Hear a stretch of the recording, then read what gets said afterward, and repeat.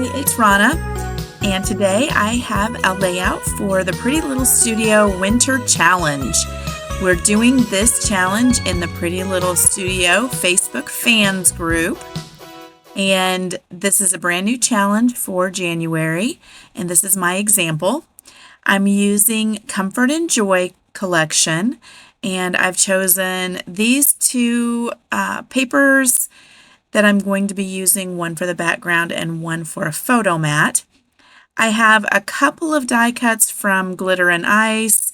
They're a beautiful shimmery silver that I'll be using for a title, and then I've got a couple other pieces also from that that I'm going to try and get on this layout.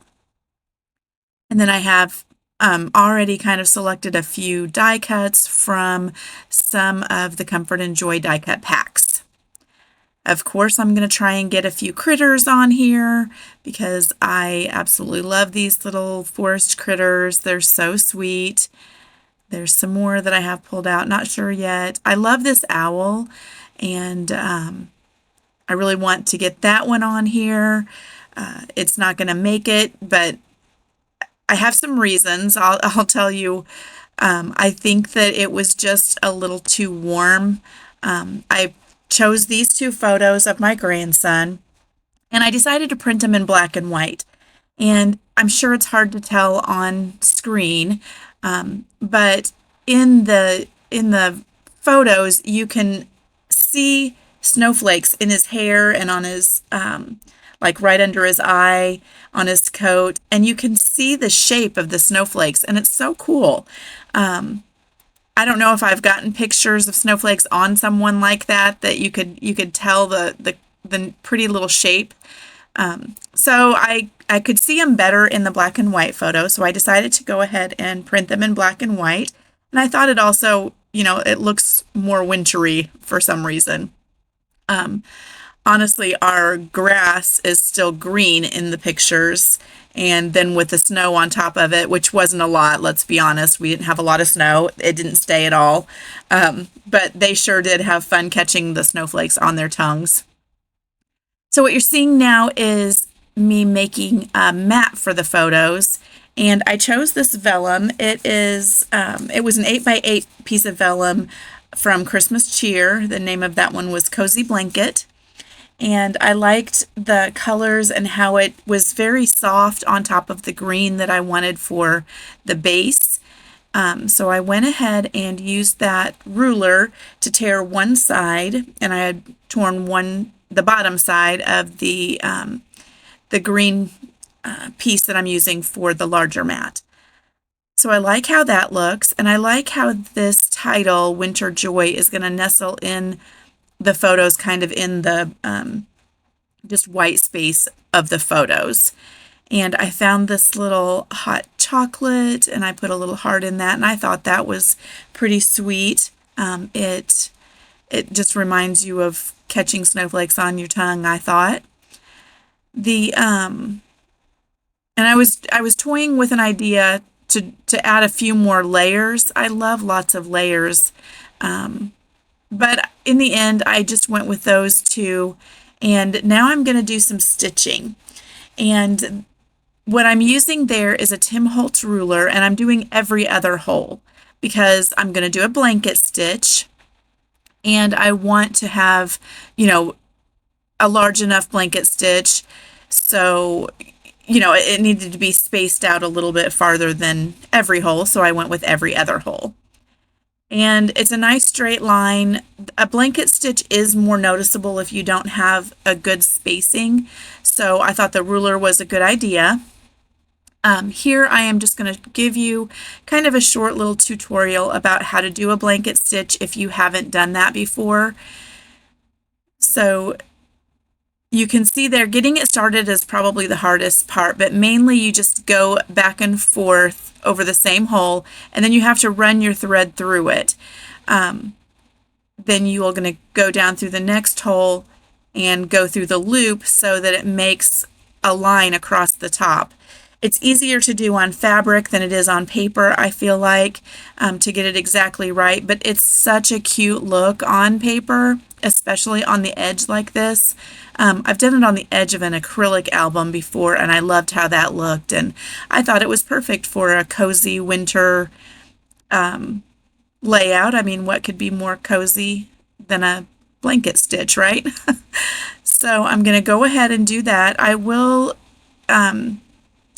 get up here and go off screen and get some more done. And then I'm going to show you, I had to restart because I ran out of thread, but I'm doing it exactly the same way as starting. You just have to basically go through the same stitch that you did when you started, where you went up and down the same one and then through the hole so that you've got the thread, you know, under the stitch, that first stitch, so that you've got the thread to be able to stay on top. You don't want it to make a diagonal line. Then I'm going to also show you how I do the corners. Now, there's two ways to do a blanket stitch corner. This is the way I always do, with the little going all the way to the corner. Here, it's going to show you in just a minute. I'm going to get a couple more stitches.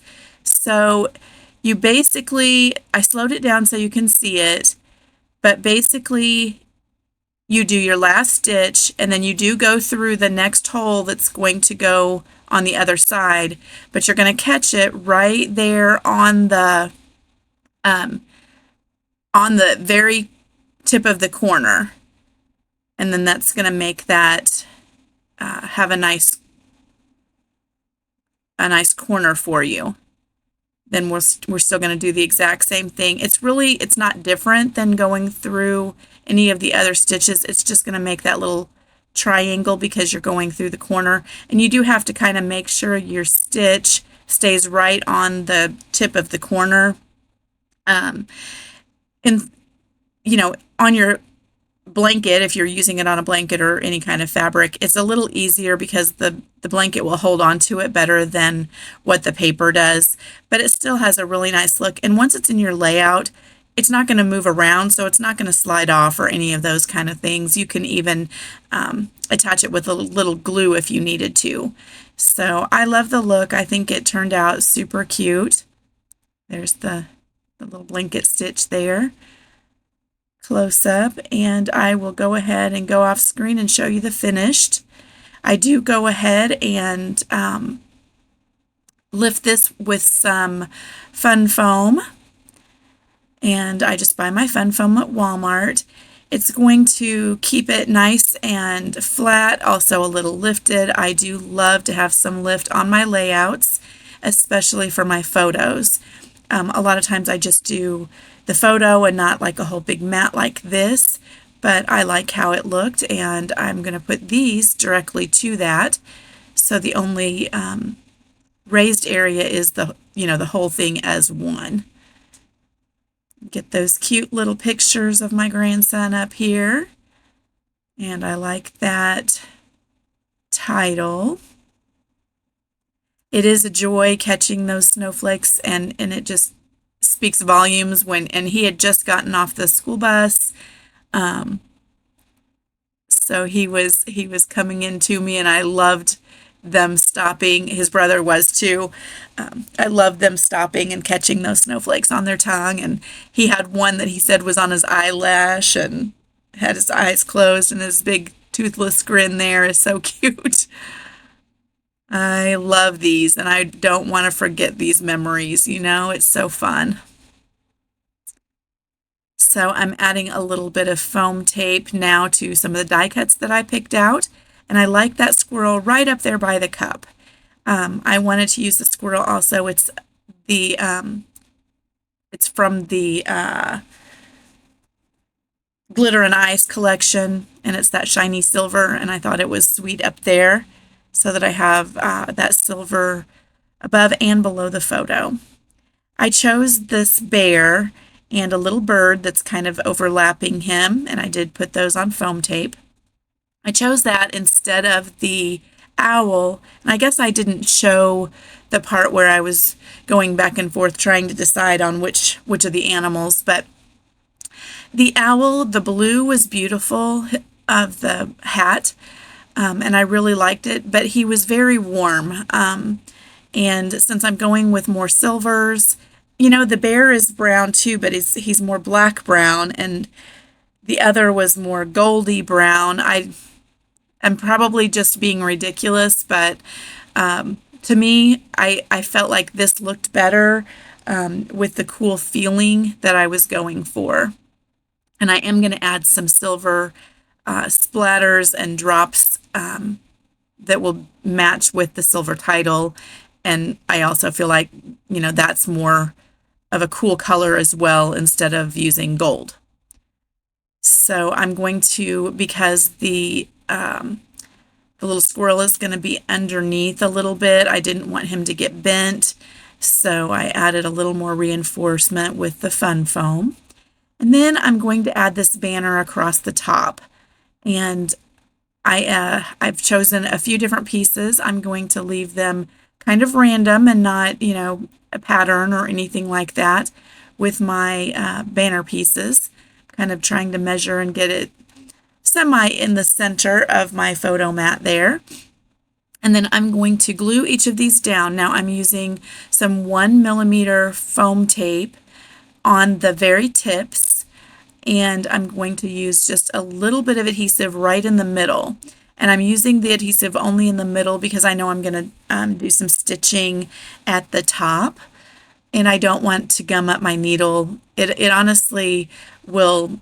I'm going to be hand stitching, so it's not the gumminess on the needle isn't as important as it getting on the thread, because once it's on the thread, as you're pulling it through the adhesive, it really can cause your thread to knot up more.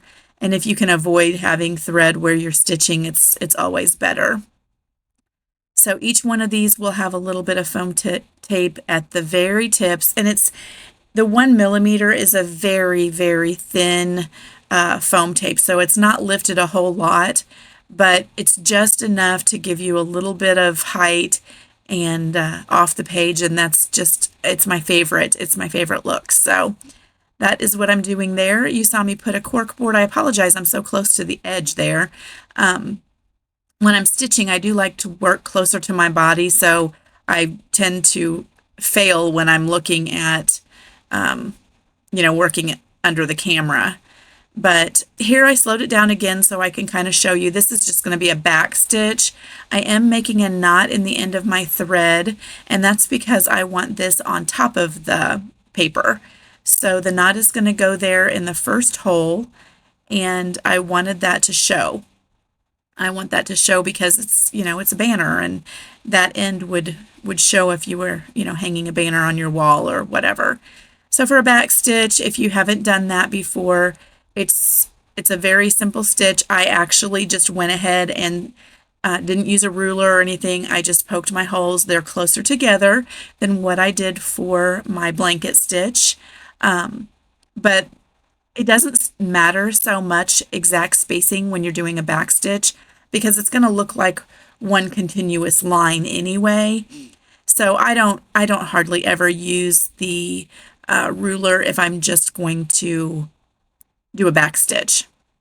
So for the back stitch, you go down, or you go up through your hole, and then you go down through the one that you've already you're completing the stitch. You're going back down through the hole that you came up in on the stitch before. So it just makes a continuous line. Probably the easiest stitch there is, and a very usable, cute stitch. It's going to look like what your sewing machine would look like if you were using a sewing machine. Just with a continuous little stitch here. I went ahead and showed a little bit more when it wasn't over that same dark banner, so you could see a little bit easier, but very simple stitch. If you are interested, my DMC floss is 986. I used 6 strands on the blanket stitch, and I'm using 3 strands here on the back stitch because the banner was a little more delicate. I felt like 3 threads was plenty.